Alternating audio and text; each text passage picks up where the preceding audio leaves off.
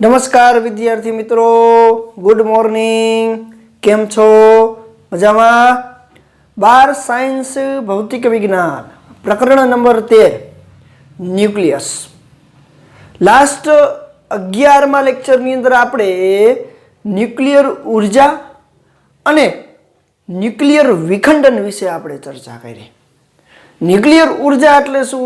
તો આપણે એવી વાત કરી કે બે ભારે ન્યુક્લિયસ ભેગા મળી સંલયન કરે અને ઉર્જાનું ઉત્સર્જન કરે, અથવા ભારે ન્યુક્લિયસનું વિખંડન થઈને બે હલકા ન્યુક્લિયસમાં પરિણમે અને ઉર્જાનું ઉત્સર્જન થાય, તેને આપણે ન્યુક્લિયર ઉર્જા કીધું।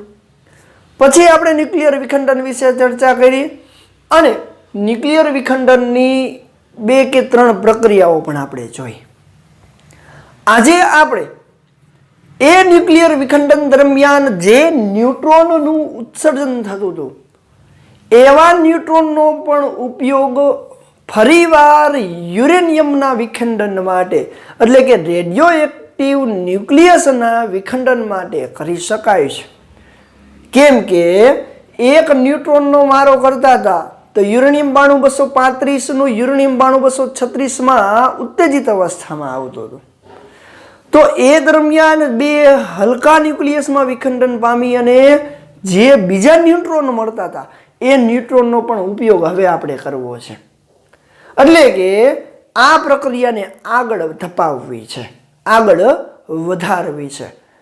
તો આજના આ 12મા લેક્ચરની અંદર તમામ વિદ્યાર્થીઓનું સ્વાગત કરું છું। તો આજનો આપણો પ્રશ્ન છે ન્યુક્લિયર શૃંખલા પ્રક્રિયા અને ન્યુક્લિયર શૃંખલા પ્રક્રિયામાં ઉદ્ભવતી મુશ્કેલીઓ અને એનું નિવારણ આપણે જોવાનું છે। તો ન્યુક્લિયર શૃંખલા પ્રક્રિયા એટલે શું?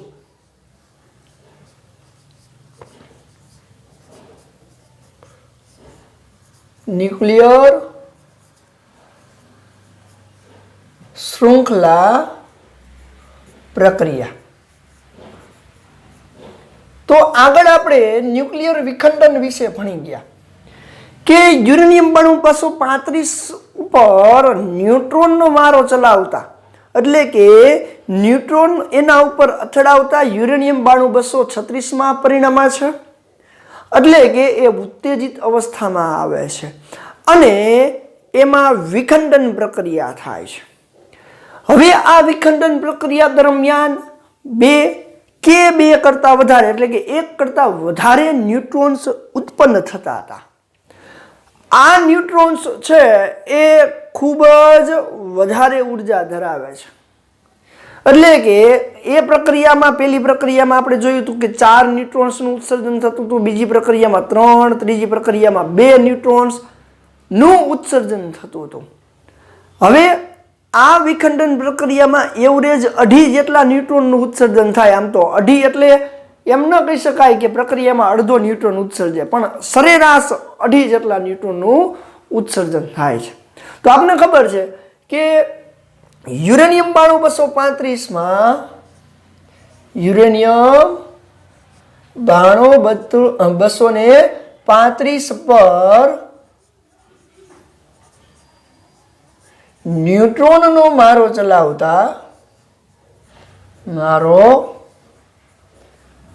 ચલાવતા શું થાય છે તો કે તેનું વિખંડન થાય છે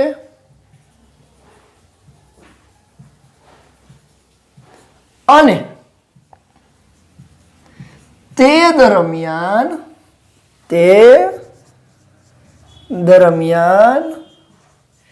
એક કરતા વધારે ન્યુટ્રોન ઉત્પન્ન થાય છે। તો આપણે આગળ જોઈ ગયા કે એક કરતા વધારે ન્યુટ્રોન્સ એટલે સરેરાશ રીતે વાત કરીએ તો આ પ્રક્રિયા દરમિયાન સરેરાશ 2.5 જેટલા ન્યુટ્રોન, કેટલા? સરેરાશ 2.5 જેટલા, કારણ કે પ્રથમ પ્રક્રિયાની અંદર 4 ન્યુટ્રોન ઉત્સર્જિત થયા હતા, બીજી પ્રક્રિયાની અંદર 2 ન્યુટ્રોન, ત્રીજી પ્રક્રિયામાં 3, એટલે કે વિખંડન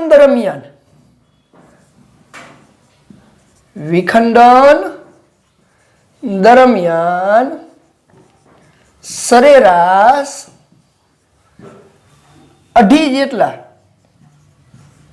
એટલે કે 2.1/2, 2.5 જેટલા, 2.5 શબ્દ એટલા માટે વાપરીએ છીએ, પણ અહીંયા અડધો ન્યુટ્રોન ઉત્સર્જિત થતો નથી. એનો મિનિંગ એવો થાય છે કે 2.5 જેટલા ન્યુટ્રોનનો મિનિંગ એવો થાય કે સરેરાશ આટલી છે, એટલે કે સરેરાશ 2.5 ન્યુટ્રોન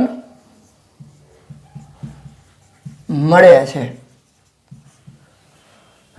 આવા ન્યુટ્રોન એટલે કે ઉત્સર્જિત આ ન્યુટ્રોનનો પણ ઉત્સર્જિત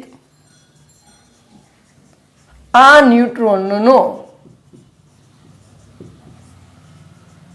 બીજા યુરેનિયમના ન્યુક્લિયસને વિખંડન કરવા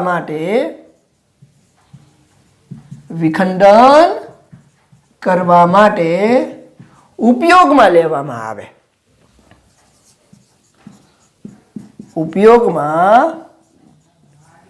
લેવામાં આવે છે અને સતત વિખંડન કરવામાં આવે તો ઉત્સર્જિત આ નવા ન્યુટ્રોન હવે બીજા યુરેનિયમનું વિખંડન કરશે, ત્રીજા યુરેનિયમનું વિખંડન કરશે. આવા તો સતત ને સતત પ્રક્રિયા ચાલુ રહેશે. આથી ઉદ્ભવતા ન્યુટ્રોન વડે નવા બીજા યુરેનિયમનું વિખંડન, ત્રીજા યુરેનિયમનું વિખંડન, સતત અને સતત આવી વિખંડન પ્રક્રિયાની હારમાળા મળશે. તો આથી વિખંડનની આવી હારમાળાને વિખંડન પ્રક્રિયાની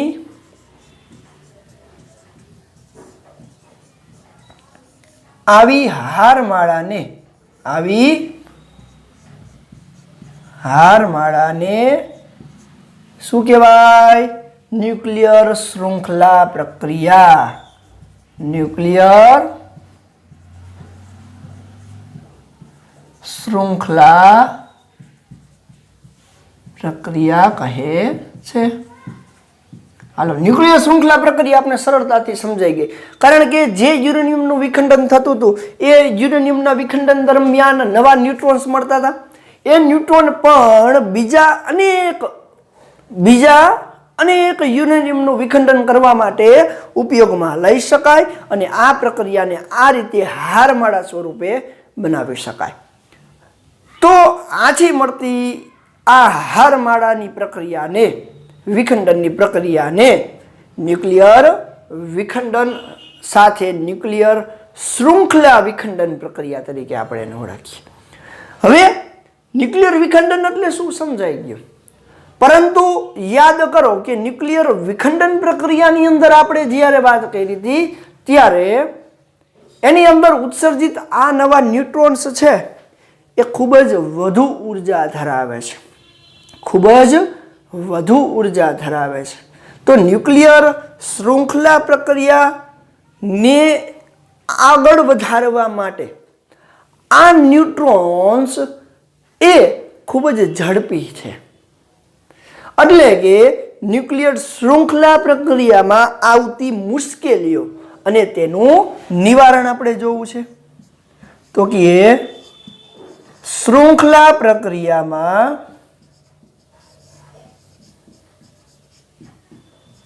થતી મુશ્કેલીઓ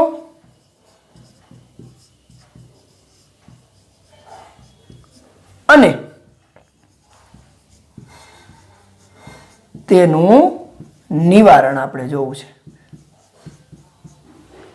એટલે કે આ પ્રક્રિયા, શૃંખલા પ્રક્રિયા થવા માટે કઈ કઈ મુશ્કેલીઓ આડી આવે છે અને એ મુશ્કેલીઓનું નિવારણ શું છે, એનું નિવારણ કઈ રીતે આપણે લાવી શકીએ એની આપણે ચર્ચા કરવી છે. તો જોવો જોઈએ, અહીંયા આપણે વાત કરી કે એક યુરેનિયમનું વિખંડન કરતા સરેરાશ 2.5 જેટલા ન્યુટ્રોન ઉત્સર્જિત થાય છે. હવે આવા ન્યુટ્રોન છે એ ન્યુક્લિયર વિખંડન પ્રક્રિયામાં ભણી ગયા કે જેની ઉર્જા ખૂબ જ વધારે એટલે કે એ ખૂબ જ ઝડપી છે. તો પહેલી જ મુશ્કેલી એટલે કે વિખંડન દરમિયાન પહેલી મુશ્કેલી આપણે લખીએ છીએ. જોજો, વિખંડન દરમિયાન ન્યુક્લિયર વિખંડન દરમિયાન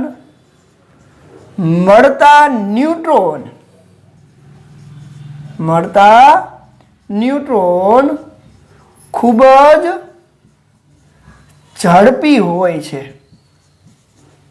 તો ઝડપી હોવાથી મુશ્કેલી શું થાય છે? તો કે વિખંડન દરમિયાન મળતા ન્યુટ્રોન ખૂબ જ ઝડપી હોય છે. આવા ઝડપી ન્યુટ્રોન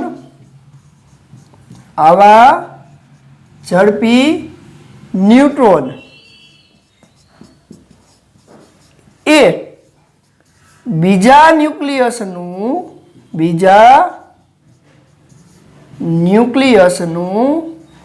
વિખંડન કર્યા વગર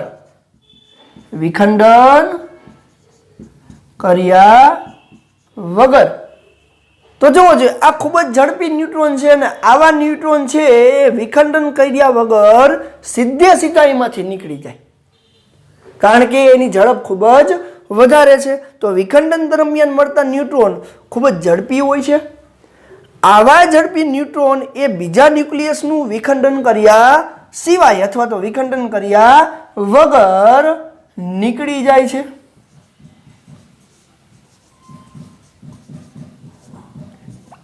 જેથી આવા ન્યુટ્રોન એટલે કે ઝડપી ન્યુટ્રોન એ વિખંડનમાં ભાગ લઈ શકતા નથી અથવા શૃંખલા પ્રક્રિયામાં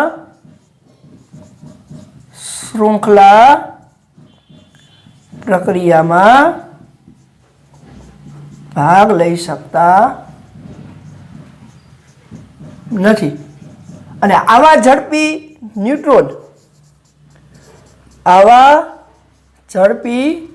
ન્યુટ્રોનની ઉર્જા પણ ખૂબ જ પુષ્કળ છે.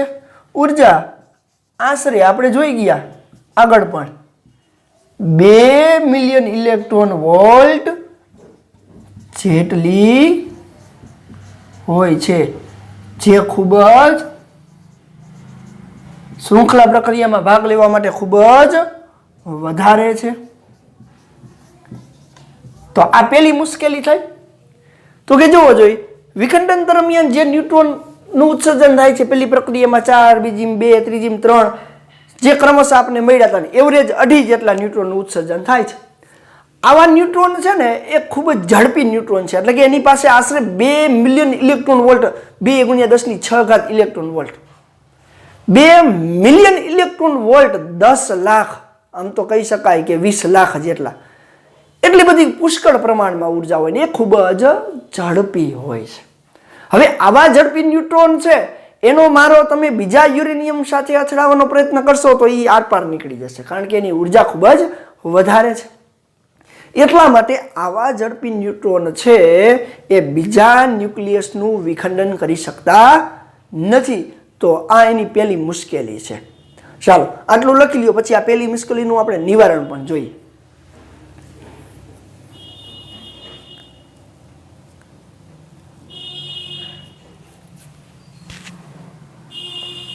ચાલો પહેલી મુશ્કેલી હું રાખું છું, એમને ઉપરનું અત્યારે ભૂસી નાખું છું.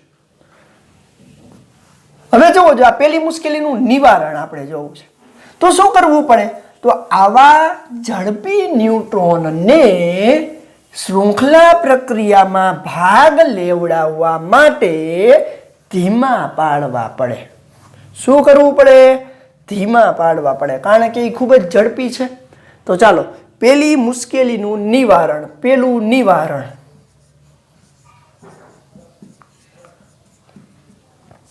હાલો આનું નિવારણ શું? આનું ઉપયોગ કરવો હોય, આવા ઉત્સર્જિત ન્યુટ્રોનને વેડફી ન નાખવા હોય તો આપણે શું કરવું પડે? તો કે અહીંયા ઉત્સર્જિત આવા ઝડપી ન્યુટ્રોનને હલકા ન્યુક્લિયસ સાથે હેડોન અથડામણ કરાવી અને ધીમા પાડી શકાય છે. તો આવા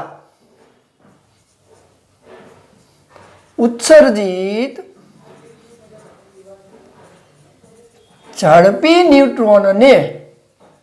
ન્યુટ્રોનને બીજા હલકા ન્યુક્લિયસ સાથે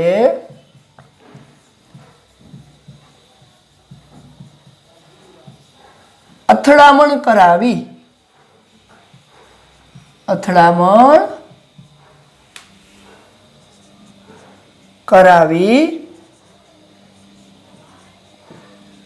ધીમા પાડી શકાય છે. અને ચેડવિકે તો ત્યાં સીધું કીધું કે ચેડવિકના પ્રયોગ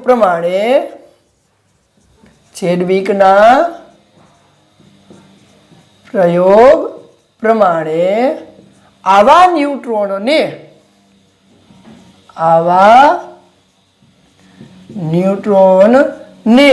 હાઇડ્રોજનના સમસ્થાનિક સાથે એટલે કે હાઇડ્રોજન સાથે હેડ-ઓન અથડામણ કરાવતા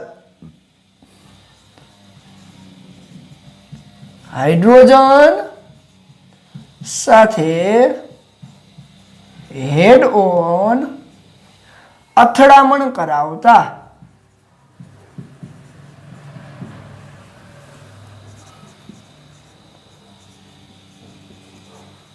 ન્યુટ્રોન લગભગ સ્થિર થઈ જાય છે.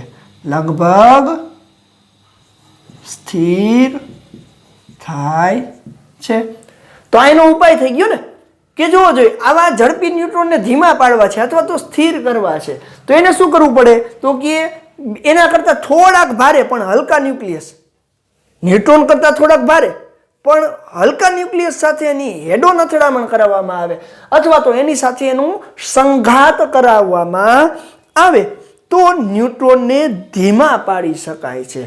ન્યુટ્રોનને ધીમા પાડવાની આ ઘટનાને મોડરેટિંગ કહેવાય. શું કહેવાય? મોડરેટિંગ કહે છે. ન્યુટ્રોનને ધીમા પાડવાની આ પ્રક્રિયાને મોડરેટિંગ કહે છે.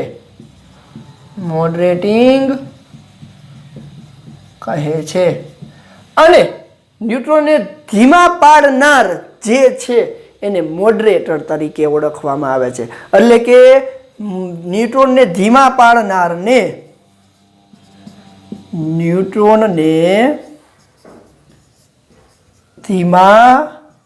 પાડનારને મોડરેટર કહે છે.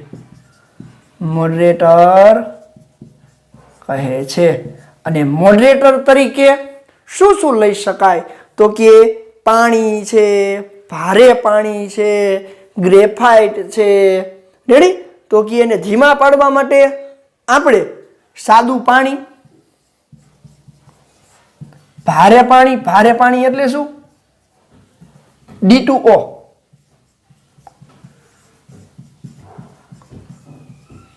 અને ગ્રેફાઇટનો ઉપયોગ થાય છે.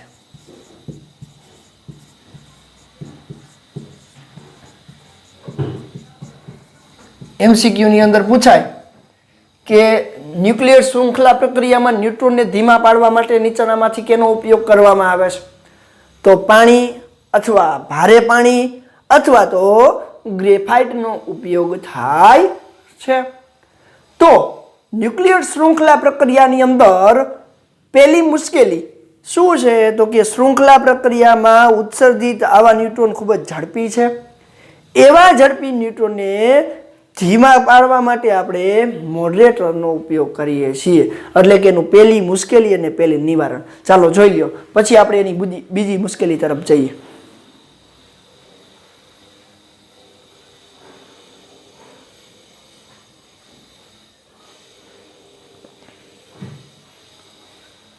ચાલો હવે હું આખું ભૂસી નાખું છું. ચાલો બીજી મુશ્કેલી. બીજી મુશ્કેલી છે ઉત્સર્જિત ન્યુટ્રોનનો ગુણક અંક. ઉત્સર્જિત ન્યુટ્રોનની સંખ્યાનો ગુણક અંક. ચાલો મુશ્કેલી નંબર 2. બીજી મુશ્કેલી શું છે તો કે ન્યુક્લિયર શૃંખલા પ્રક્રિયાની અંદર વિખંડન પ્રક્રિયામાં કોઈ એક પેઢીના ન્યુટ્રોન્સ વડે ઉપજાવેલ વિખંડનની સંખ્યા ન્યુક્લિયર શૃંખલા પ્રક્રિયામાં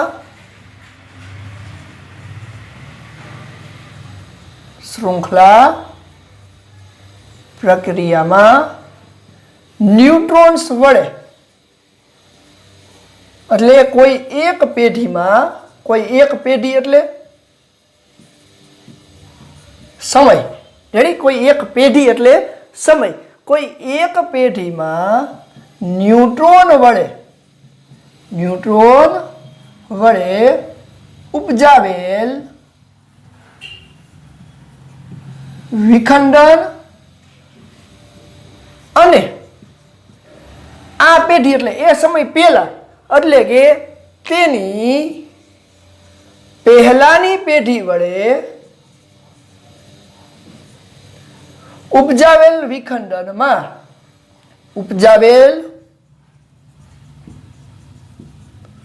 વિખંડનની સંખ્યાના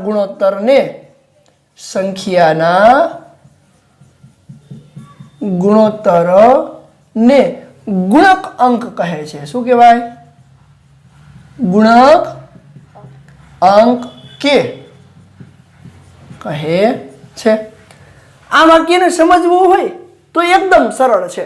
ઉદાહરણ તરીકે t=0 સમયે વિખંડન 5 હતું એટલે કે પહેલી પેઢી થઈ. t=5 સેકન્ડે વિખંડન 10 થાય છે.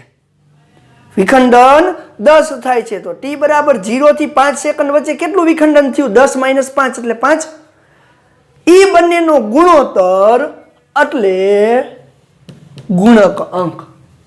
તો હવે જોજો ન્યુક્લિયર શૃંખલા પ્રક્રિયામાં ગુણક અંક એ ખૂબ જ વધારે અગત્યનો છે. તો કે સરળ શૃંખલા પ્રક્રિયાની અંદર ગુણક અંકનું મૂલ્ય કેટલું હોવું જોઈએ? k = 1.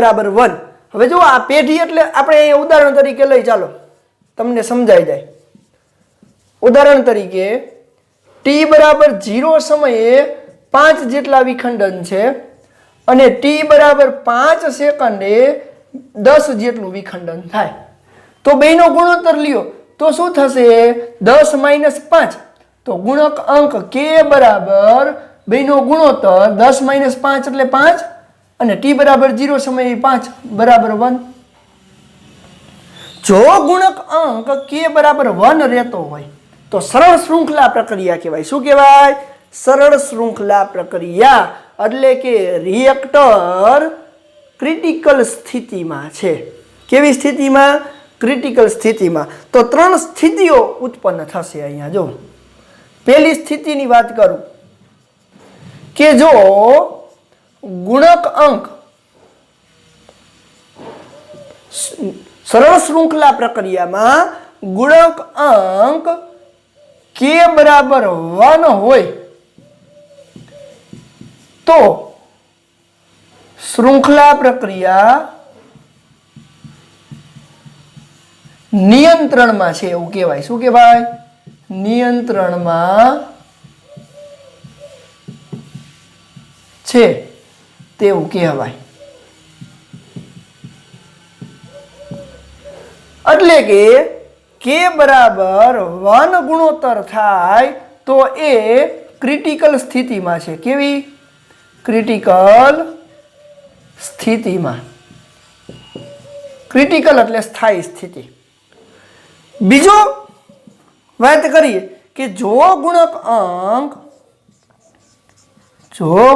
અંક k is greater than 1 થઈ જાય. k is greater than 1 એટલે પહેલી પેઢી કરતા બીજી પેઢીમાં ન્યુટ્રોન દ્વારા વિખંડન વધશે. આ પ્રથમ પેઢી કહેવાય અને આ બીજી પેઢી. એટલે કે t બરાબર 0 સમય કરતા t બરાબર એના પછીના સમયે ઝડપી વિખંડન થવા લાગે તો ગુણકાંક વધશે। જો ગુણકાંક k ગ્રેટર ધેન 1 થાય તો श्रृंखला प्रक्रिया सुपर क्रिटिकल स्थिति में है।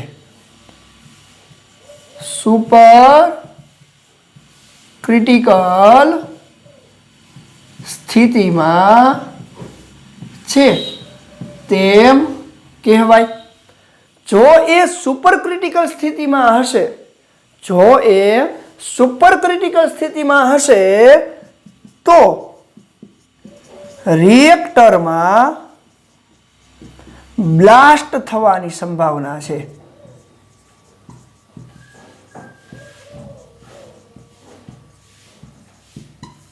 ब्लास्ट थवानी संभावना है। हजी आपणे मुश्केलीओनी ज वात करीए छीए। हो चालो एना पछी त्रीजी स्थिति शुं थाय? जो k इज लेस देन 1 थाय એટલે કે ગુણોત્તર 1 કરતા ઓછો હોય તો પહેલા સમય કરતા એટલે કે પહેલી પેઢી કરતા બીજી પેઢીમાં ન્યુક્લિયર વિખંડન ધીમું પડતું જાય એટલે કે થાય તો શૃંખલા પ્રક્રિયા સબ ક્રિટિકલ સ્થિતિમાં છે। સબ ક્રિટિકલ સ્થિતિમાં છે તેમ કહેવાય। હાલો सब क्रिटिकल स्थिति में होय એટલે કે ચર ઘાતાંકીય રીતે શૃંખલા પ્રક્રિયામાં ઉત્સર્જિત વિખંડનમાં ઘટાડો થતો જાય એટલે કે જો ગુણોત્તર ઘટતો જાય, જો કે ગુણક અંક ઘટતો જાય તો અમુક સમય પછી શૃંખલા પ્રક્રિયા बंद थई जाए छे। श्रृंखला प्रक्रिया शुं थई जशे? बंद थई जशे। रेडी? तो आ त्रण वस्तु ए श्रृंखला प्रक्रियानी अंदर एनी मुश्केली रूप थाय। एमां जो k बराबर 1 होय तो कोई प्रश्न नथी એટલે કે श्रृंखला प्रक्रिया सरळ श्रृंखला प्रक्रियामां આગળ વધતી હોય पण आ बे किस्साओ थाय k इज ग्रेटर देन 1 थाय तो ब्लास्ट थवानी संभावना है, k इज लेस देन 1 थाय तो श्रृंखला प्रक्रिया बंद थई जवानी संभावना है। तो आवुं न थवा देवुं होय तो एनुं निवारण शुं? तो कि रिएक्टर में श्रृंखला प्रक्रिया में न्यूट्रॉननुं शोषण करी शके एवा न्यूट्रॉननुं उत्सर्जित न्यूट्रॉननुं शोषण करी शके तेवा नियंत्रित सळियानो उपयोग करवामां आवे छे। तो अहींया लखुं छुं निवारण। तो आनुं निवारण शुं? तो कि गुणक अंक ने अचल राखवा माटे गुणक अंक k ने अचल राखवा माटे रिएक्टर में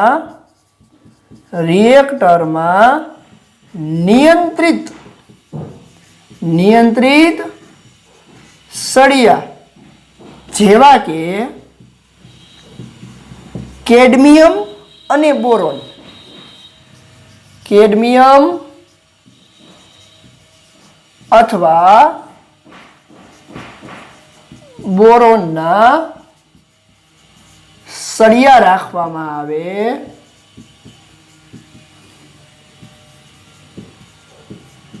आ सळियाओ शुं करे? तो कि वधारे पड़ता न्यूट्रॉन्सनुं जो उत्सर्जन थशे ने तो आ सळियाओ रिएक्टरनी अंदर जशे। आपणे न्यूक्लियर रिएक्टरमां भणवाना छीए। रेडी? न्यूक्लियर रिएक्टरनी अंदर जशे अने न्यूट्रॉननुं शोषण करशे। जो न्यूट्रॉन ओछा उत्सर्जित थता हशे तो आपमेळे बहार आवी जशे એટલે કે એનો ગુણોત્તર જાળવી રાખે છે। એટલે કે બીજી મુશ્કેલી હતી ન્યુક્લિયર રિએક્ટરની અંદર ગુણક અંકની। જેમાં ગુણકાંક વધે તો બ્લાસ્ટ થવાની સંભાવના, ગુણકાંક ઘટે તો બંધ થઈ જવાની. જેનો ઉપાય છે નિયંત્રિત સળિયાઓ એમાં રાખી અને એને શું કરી શકાય છે? ગુણકાંકને સ્થાયી સરળ શૃંખલા પ્રક્રિયામાં લાવી શકાય છે. તો આ પ્રક્રિયાથી આપણે એની મુશ્કેલી નિવારી શકાય છે. તો આ છે આપણી બીજી મુશ્કેલી. ચાલો જોઈ લેજો.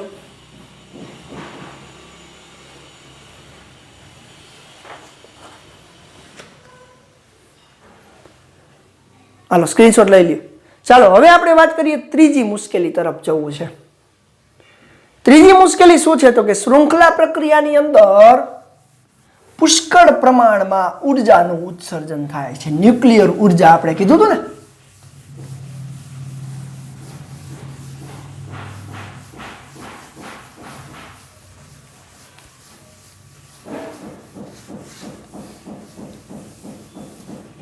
ચાલો ત્રીજી મુશ્કેલી,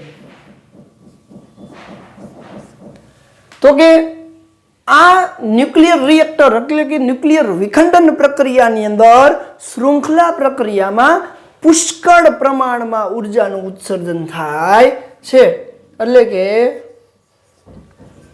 શૃંખલા પ્રક્રિયામાં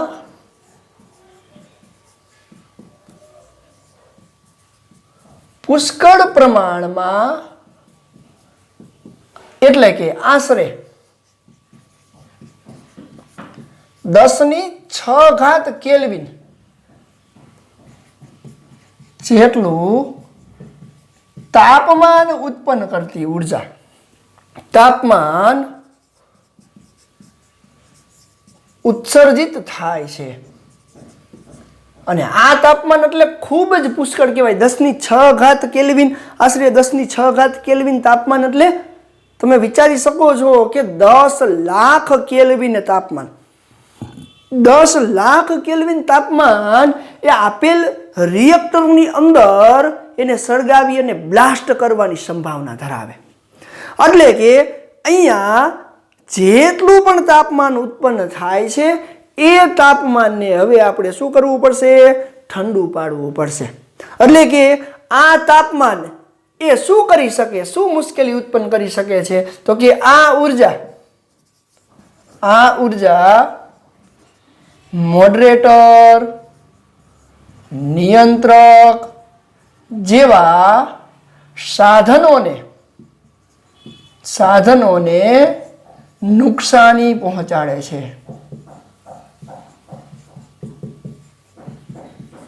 અને બ્લાસ્ટ થવાની સંભાવના છે. તો એનું નિવારણ શું છે?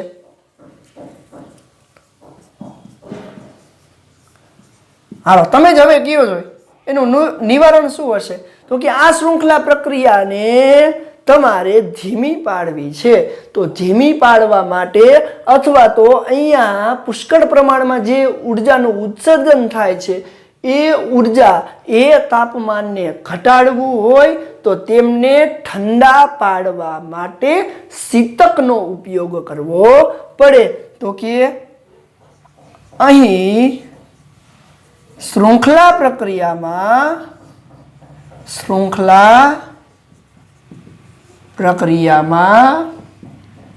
તેમને ઠંડા પાડવા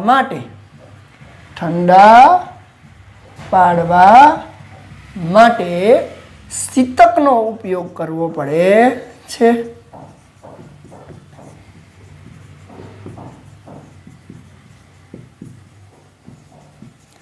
આ શીતક શું છે? શીતક એટલે ઠંડુ પાડવું. તો શીતક તરીકે અહીંયા આ જે રેડિયોએક્ટિવ તત્વ તરીકે જે પુષ્કળ પ્રમાણમાં ઉર્જાનું ઉત્સર્જન થાય છે તો અહીંયા શીતક તરીકે ઝડપી વાયુ,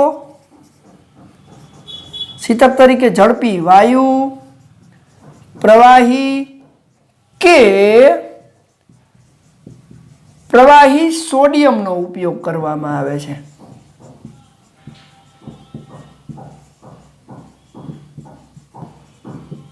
આ ઝડપી પ્રવાહી સોડિયમ કે પ્રવાહીને એમાંથી પસાર કરતા એને ઠંડુ પાડે છે અને એનું વરાળમાં રૂપાંતર કરે છે. અને આગળ જતા આપણે એમાં જોશું કે એનો એ વરાળનો ઉપયોગ ટર્બાઇનને ફેરવવા માટે થાય છે અને એમાં પુષ્કળ પ્રમાણમાં વિદ્યુત ઉર્જાનું આપણે રૂપાંતર કરીએ છીએ.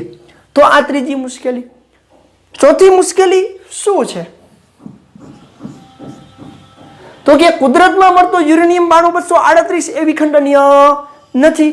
એટલે કે કુદરતમાં મળતો કુદરતી રીતે મળતો યુરેનિયમ 92238 વિખંડનીય નથી.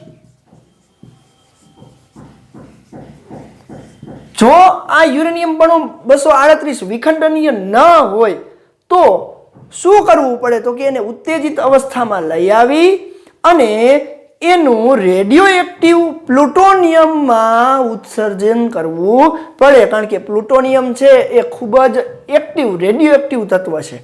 તો આ છે કુદરતમાં મળે છે એ આપણા માટે ઉપયોગી નથી. તો શું કરવું પડે? તો કે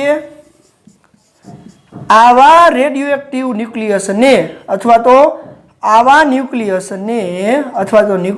પર ન્યુટ્રોનનો મારો